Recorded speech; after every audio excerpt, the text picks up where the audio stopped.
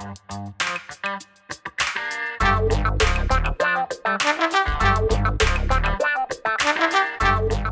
guys, Montel here, and welcome to this edition of Let's Be Blunt with Montel. Look, America's 52-year war on drugs has been a miserable failure and has cost the American public more than $1 trillion. And even worse, casualties of all this mass incarceration of primarily Black and brown people is due to nonviolent cannabis offenses, results in a lifelong criminal conviction that impacts them far beyond their prison sentences. A 2020 report from the ACLU revealed that although overall arrest rates for cannabis offenses have gone down in states where it has become legalized, there's still a pattern of those states that demonstrates that racial disparities still persist. And in some cases, it's even gotten worse. And although some states are working to grant cannabis prisoners clemency, there's still much more work to be done. An estimated 40,000 people across the United States are still incarcerated for cannabis offenses. And today, more states will have cannabis legislation on the ballot, but the question is now not about legalization, but what can states do when legalizing cannabis to address the harms that's been aimed at minority communities for decades. Michael Thompson, who we spoke about and had on this show ourselves, served 26 years of a 40 to 60-year sentence for selling 3 pounds of cannabis. And his story has been chronicled in a documentary called The Sentencing of Michael, or The Sentence of Michael Thompson. Here to talk about the documentary and what we can do to take action is the film's director, Haley Elizabeth Anderson, and Mary Bailey, managing director of the Last Prisoner Project. Thank you both for being a part of Let's Be Blunt today. Oh, thank you. Thank you for having us. Thanks for the opportunity. No, for sure. Absolutely. Haley, why don't you tell us a little bit about why you made this documentary? Yes. So I co-directed the film with Kyle, and Kyle had a relationship with someone at the Last Prisoner Project. And from there, he made a relationship with, he got really close to Michael, and he emailed me. He was looking for a collaborator. And because I really believed in Michael and his story, I really wanted to be a part of it and see Michael get out, because at the time he wasn't out yet and he hadn't had his clemency hearing. And but for a year, he had been sending Kyle kind of tapes of things that he had recorded of himself saying, diary entries, and they had been talking for a long time. And so when I came on board, I got to listen to all of these calls and got to really feel the impact that his sentence had on him and his family. I felt so blessed to literally interview him on the show and try to get the story out so people could hear, and try my best to do whatever I could do to help quicken the pace by which Governor Whitmer finally did grant him clemency. But walk us all through the case a little bit so people understand. Say that one more time. I'm sorry.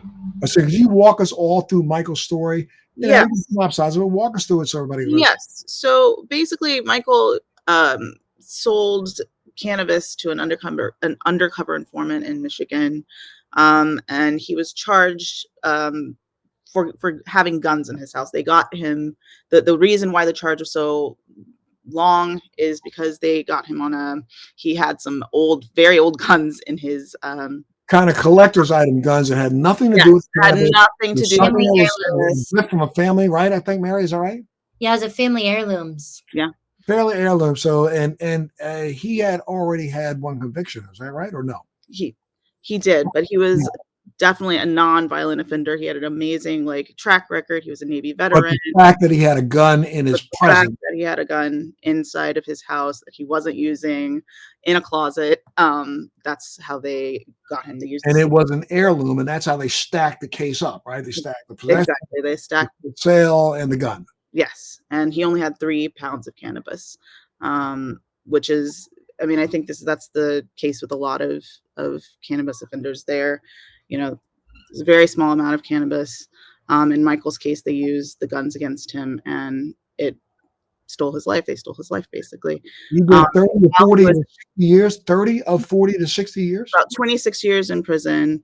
And while he was in prison, I believe, the thing that we want to kind of bring out is that he missed a lot of life. His mother, his father, his only son passed away. His daughter at the time was homeless. He was very, he was unable to kind of keep up to date with what was going on with his family. And it wasn't until Kyle was involved, and I'm sure he shared this with you, that he learned these things about, what his daughter was going through. And um, he talks about how, dark that period was for him. So it just felt like, he was really stuck and he was kept in the dark. So, um, I'm sorry. I want to make No, sure. no, by chronicling his story, your intent was to do what? Our intent was to put a face to the statistics. We can talk about statistics all day. We've kind of memorized them, back and forwards talking about this film. But I think as filmmakers, we really wanted to bring humanity to the stories, the humanity to the statistics. And let me just say, I am 100% behind making sure that all the stories of those who've been incarcerated for, non-criminal cannabis offenses or non-violent cannabis offenses, stories are told. But let me ask you a question, and understand where I'm going. This is not an aspersion. I'm not questioning your judgment. I'm just saying to you, why not, especially right now, America doesn't seem to give a damn about whether or not 70% of the people that have been arrested since cannabis was made illegal are African American or brown. They could care less. As a matter of fact, a lot of America still would prefer to allow the laws to stay in place so they can continue to enslave black and brown people. This was just nothing more than the entire reason why cannabis was made illegal was to ensure that they had another tool to enslave black people. For sure. So why not? And Michael's case caught a lot of attention. It caught mine. It caught a lot of people's attention. A lot of people were sending letters to the Attorney General, to the governor, trying to get her to move. But it seems like to me, until a story is told about a 20-year-old white kid, nobody's going to give a damn. Right. Or a 60-year-old white man, nobody's going to care that he was wrongly sentenced. So did you have any options for anybody that was not a person of color? And I mean, truly, it had to be about a person of color because that's really what we're trying to tell the story about. Right. But did you think about that at all? There were a lot of other points that we discussed a lot of ideas. There were a lot of layers to the story. Even if the story was about Michael, we had discussed about filming a sequence about, how maybe there's white teenagers kind of, smoking pot and getting away with it. There's a lot of layers in Flint because it's been, we know Flint, Michigan because of the water crisis. And we had a lot of questions about exploiting sort of that storyline and talking to other people. But I think when it came down to it, the statistics and the story kind of you can reach people if it's like accessible just through the human and emotional points. I saw it as a father-daughter story.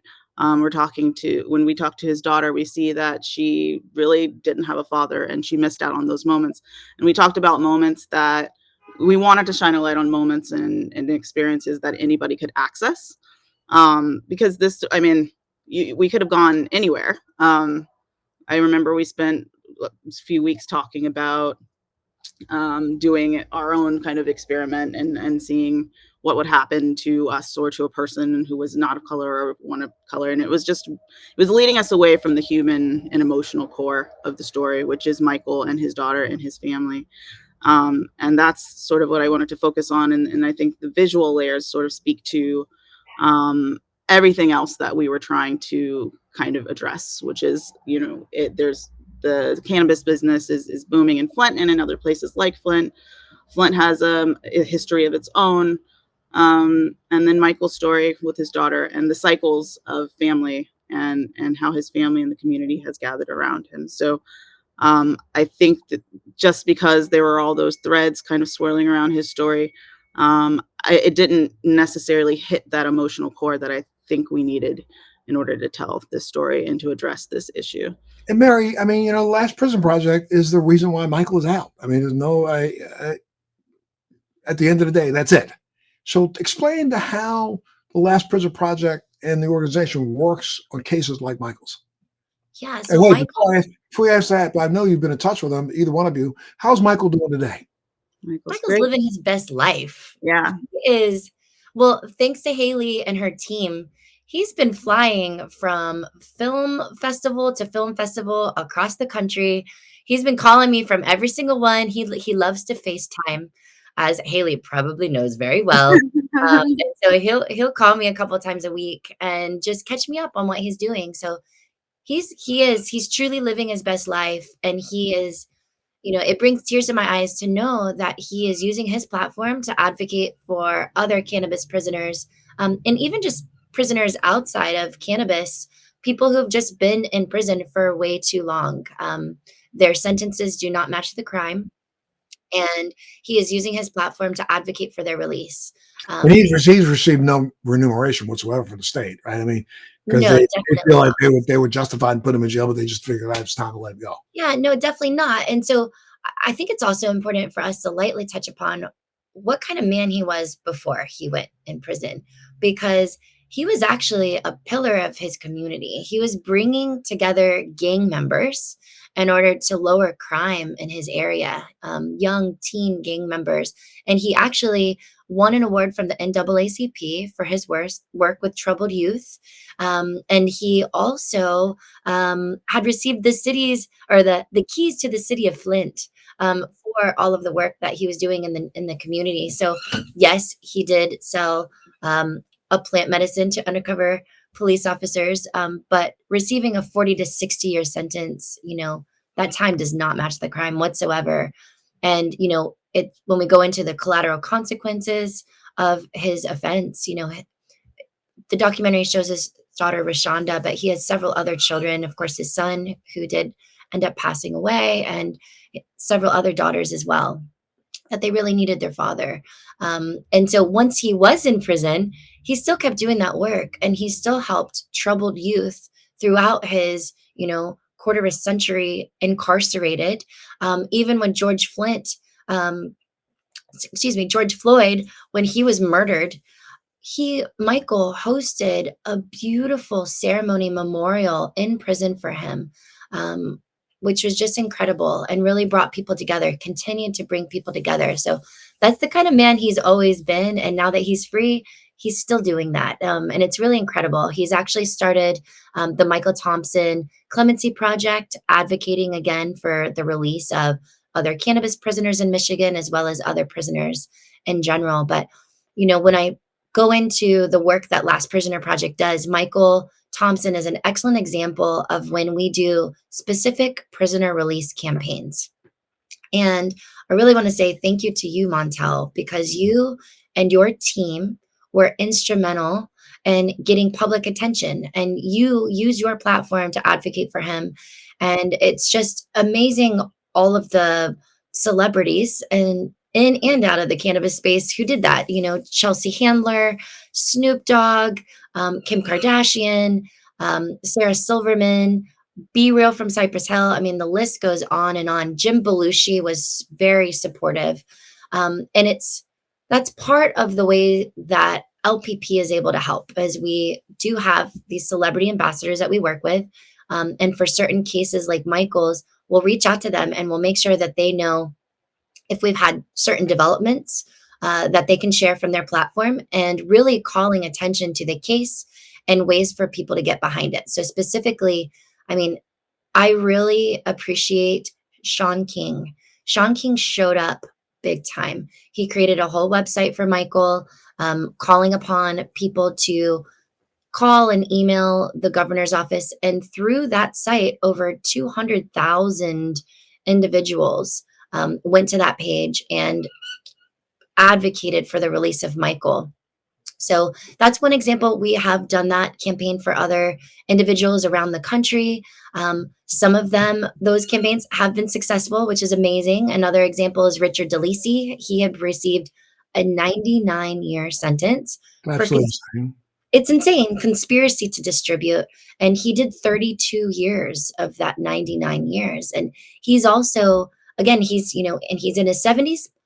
He's out there living his best life. He has a cannabis brand with True Leaf, and he's doing what he can to advocate for the release of other prisoners. So I really, commend these individuals for not just living their golden years with their feet up, sitting by the beach smoking a blunt. They're really using their platform to advocate for other people, and I really respect that. Well, I really respect the work that you guys do at the Last Prison Project. Make sure you get our website real quick. So just for my Yeah, listeners, we absolutely. need funding, so we want to keep fundraising, Yes, I mean, fundraise. the lifeblood of any organization is funding. So I welcome the audience members to please donate or consider donating if you're able. You can find us at lastprisonerproject.org. That's our website. You can learn more about the programs that we have. If you know somebody who's currently incarcerated for cannabis, they may be eligible for our support. So we have a legal program where we match pro bono attorneys with currently incarcerated inmates. Um, the eligibility requirements, they have to have no violent priors, and the overlaying charge, the reason they're in prison right now, has to be a cannabis charge. So you can find that intake form on our website. Highly recommend you to follow us on social media, Instagram, Last Prisoner Project. That way you can stay up to date. We share a lot of what's happening in the news, what's happening with legalization, what's happening with clemency and release efforts for cannabis prisoners. And it's a really great way for people to support, and it's more supportive than you even realize. So if any of our posts resonate with you, please share them because it creates that ripple effect of awareness throughout your friends and your family and your followers. So that's a really great way. And Another Haley, way, I was gonna say, so sorry. Keep going. no, Keep no, going. please. The other way. On our website, if you go to lastprisonerproject.org, if you go to our Take Action page, it is chock full of all of our currently running campaigns. You can sign petitions. You can download social media graphics that you can share on your platforms. You can write a letter to a prisoner. I cannot tell you how incredibly impactful sending a letter to a prisoner is, with the goal of reminding them they have not been forgotten, that there's people fighting for their freedom. And it's just a really way of connecting them with the outside world because it's a very lonely place. I mean, Haley, to me, I mean, you could end up doing 40,000 of these documentaries, or at least go after doing a couple more in the same vein, Yes. not with an individual, but with at all. I mean, Yeah. especially when we take a look at what's going on right now. I mean, the president of the United States, this is a question for both of you. A couple of weeks ago, Biden, well, no, about a month and a half ago, Biden, jumped to the fore and made the statements that he made about how he wanted to pardon all those that had a federal conviction, whereas nobody in jail right now. So thanks a lot. Yeah. Deal. That's real good thing. Do something for nobody. Yeah. And then turn around and saying, I'm going to direct my DOJ to review. Really? We're going to Yeah. do another review? Yeah. Another review and another review? Mhm. Well, first off, let me ask you both what you think about that and his statements.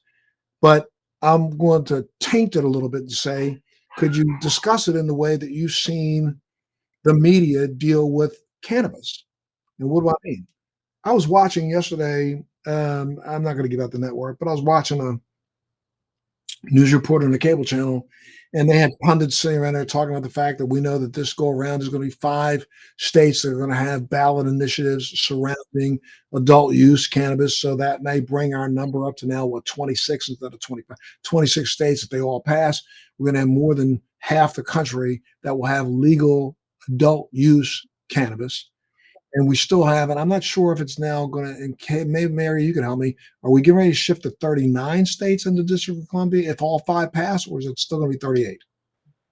That's a good question for my policy team. I think it would bump up to 39.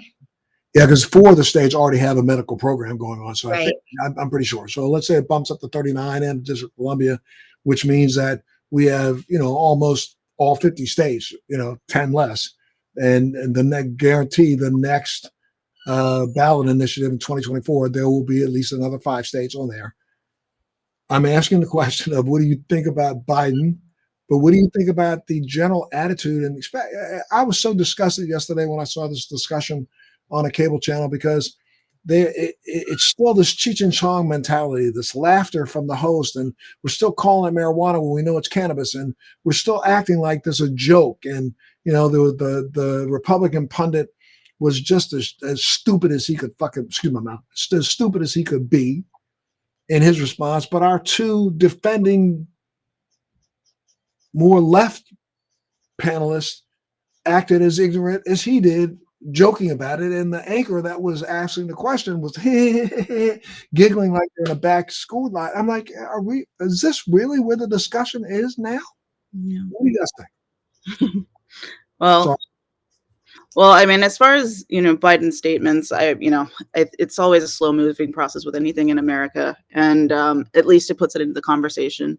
But as far as people like Michael and what we're talking about, there's 40,000 other people that are just like Michael.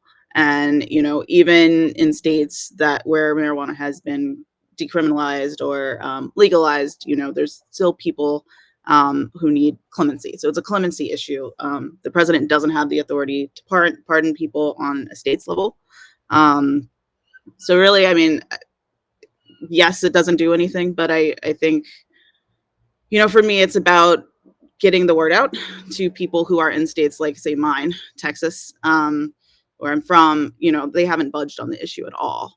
And I think that there's like so they have reduced they've kind of reduced the amount of arrests. However, there's still arrests going on every single day. Yeah, and then there's still people in prison and still that have past marijuana related offenses that affect their lives.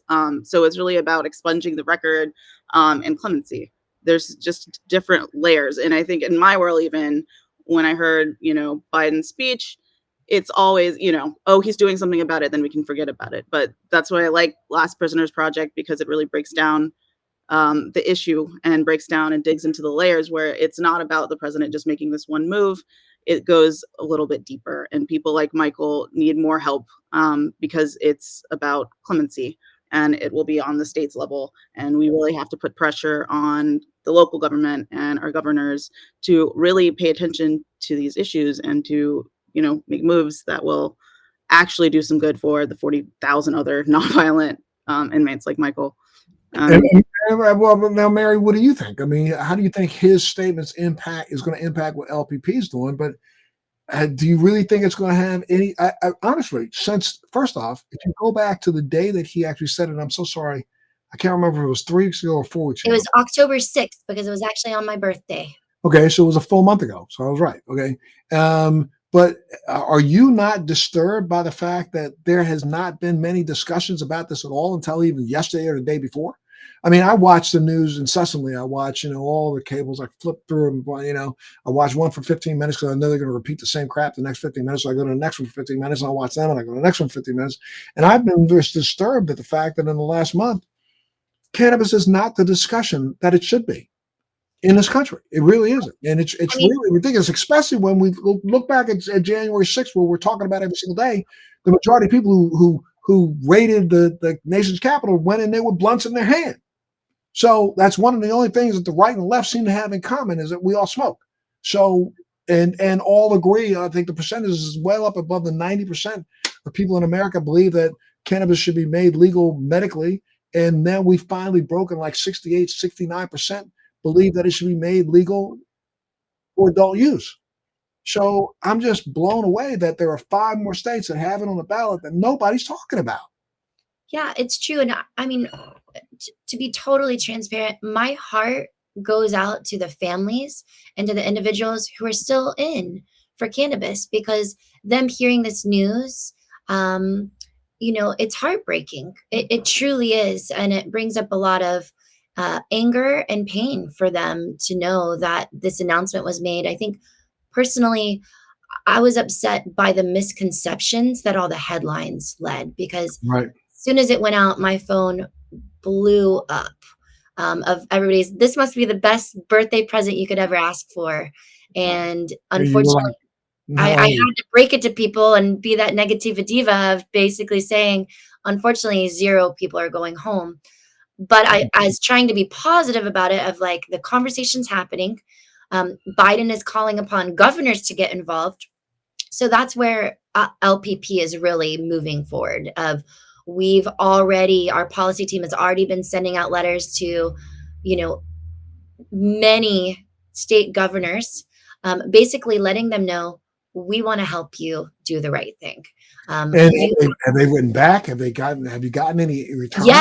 Yes, several have. And we have had meetings with several state governors' offices already, and that effort will continue. And so basically, we're calling upon them to release every last cannabis prisoner in their state. And that's going to be an ongoing effort. And we want to make sure that they know we will help you. Because it takes a lot of work. It takes reentry effort. It takes work, making sure that they have all the proper clemency petition filled out and ready to go. So we want to support however we can, and that goes into helping their reentry plan as well.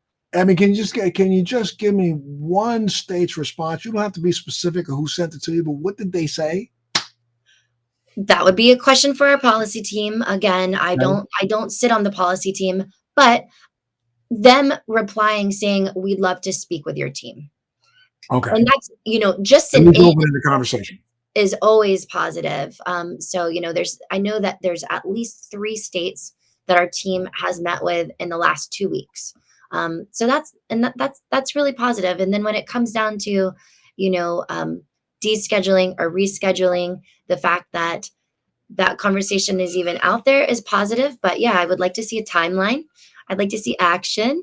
And I'd like to see even a follow-up legislation of if that changes, how is that going to help people who have already been negatively impacted?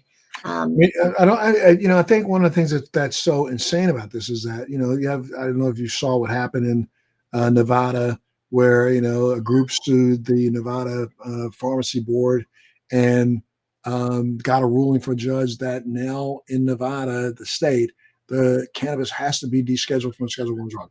Has to be, because it is shown and now has shown. And honestly, that's where I think our national effort should be, because we have now shown in 38 states that have medical marijuana programs that it is a viable medical drug. So if it's biomedical, it can't be on the registry as Schedule 1 because it says has no medical efficacy, and that we've proven that it has. And it's not only been proven, but it's been proven for now well over 10 years in some places. So how can the Fed call something that's a medical efficacious plant-based medicine non-efficacious? It's like an oxymoron. It's beyond infuriating. Absolutely. And so, Mary, do you tend to you clearly are traveling? I'm sorry, not Mary. Haley, you're clearly traveling around with the film. What's been the reaction? Say that again. What's been the reaction? Yeah, what's been the reaction? Highly positive, which is really, really encouraging. Even, I believe in one of our, our screenings, it was known to be a very conservative community, but we got a standing ovation. And the film has received I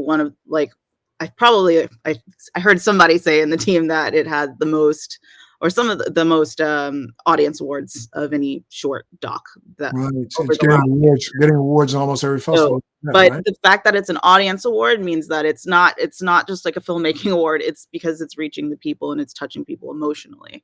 And that's what we really want to do, is bring the emotion and the humanity to these numbers so people can know that these are not just numbers. This is not just something that you hear on the news. This is affecting people just like you and me every day. There are families who are being torn apart and lives being extremely impacted by this and changed forever.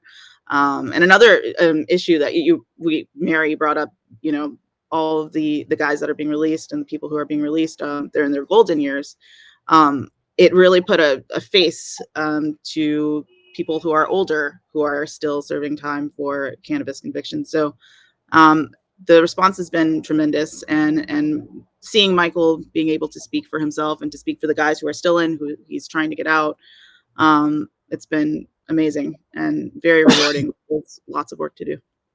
I mean, every single state, well, not every single state, a lot of the states in the cannabis industry, or that the cannabis industry is involved in, have some sort of equity program, that exists to help, that's there supposedly to help incarcerated or formerly incarcerated individuals, help them become a part of the cannabis industry. And I know that's not the job of LPP, but I mean, what do you guys think about this? Because as you look at the industry doesn't seem to be broadening and opening its doors to even women. So what do you think? I feel like social equity is incredibly important. And we as an organization, because we are focused on social justice, we really strive to stay in our lane when it comes to even the conversation of social justice, mainly because there are some really truly incredible organizations out there doing the work and leading that charge. One is M4MM, Minorities for Medical Marijuana. Roz McCarthy, their CEO, is incredible, and has really pushing the needle on social equity for many years now. Another organization really also co-leading the charge is MCBA, Minority Cannabis Business Association. And yeah, they've really been pushing forward in so many states across the country, making sure that there are social equity and just making sure that cannabis companies know, hey, we are looking at who's sitting on your board. We are looking at who's in leadership positions, and we want to see minorities represented. We want to see women represented. It's really important to have a very diverse company. We feel really strongly, even so, with our own organization. And it's just, you've gotta walk the walk. And so, hopefully more companies will step up. For example, Weed Maps, I know that's really important for their team, and they've been doing a really great job having a lot of people, Leafly as well, with different really leadership with people of color, and I really truly respect that. Right. And Haley, how can people see the film now if they wanted to see it? Is there any way they can download it? How can they get to it? Yes, it's on Documentary Now, and it is also just this past Saturday they showed it on MSNBC. For the past 2 weeks, they've been showing it every Saturday, I believe, but it is online at Documentary Now. Okay. And if again, Mary, you want people to get involved, how can they reach out? What do they have to do? Yes, absolutely. Visit our website to learn more about our programs, the work that we do, and also find ways to get involved on our Take Action page. So just go to www.lastprisonerproject.org. You can also find us on LinkedIn, Twitter, Instagram, and Facebook at Last Prisoner Project. Excellent. And Haley, one more for you. I mean, are you working on anything else right now, or are you going to do a follow up to this? What do you think? Yes, well, I'm also in touch with the Michael Thompson Clemency Project, and they've just asked for tips about how do we keep recording these stories. So I'm hoping to give them tips. I'm also working on another documentary about a team of double Dutch jumpers in Brownsville, Brooklyn, and 2 other narrative projects. So very, very busy at the same time. Super. Congratulations on all that's coming your way. Mary, I thank you so much for letting us at least be a little small part of helping you out, especially in Michael's case and in others. And keep in touch with us. And anytime you want to come back, either one of you, you got a forum here, okay? Thank you. Thank you for having me. Looking forward to working with you more, Montel, and just really appreciate your support. Without a doubt. I'm Thank always you. there, okay, for sure. Well, I want to All thank you all for being a part of today's Let's Be Blunt with Montel. Make sure you tune into the next Let's Be Blunt with Montel. Thanks for joining me on Let's Be Blunt with Montel. Please make sure you're subscribed and hit the bell to be notified when new episodes post each week. We'd love to hear your feedback also, so please send us your comments.